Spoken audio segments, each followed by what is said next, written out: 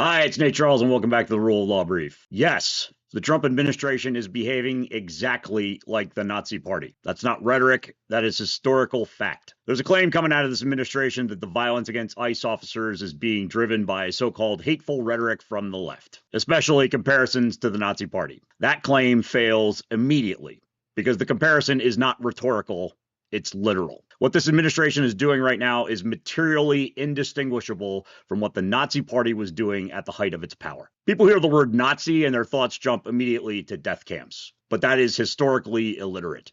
At the height of its power, the Nazi domestic security strategy was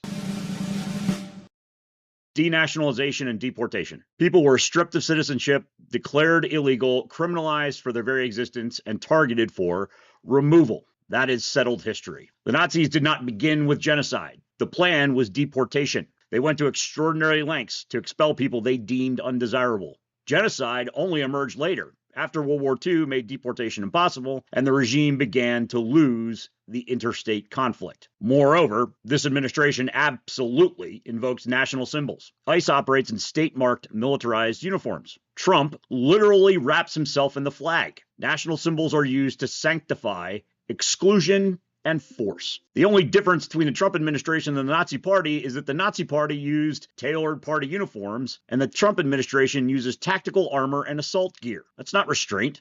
That's the normalization of domestic militarization. It's even worse than the Nazi Party. And that's why the administration's narrative collapses.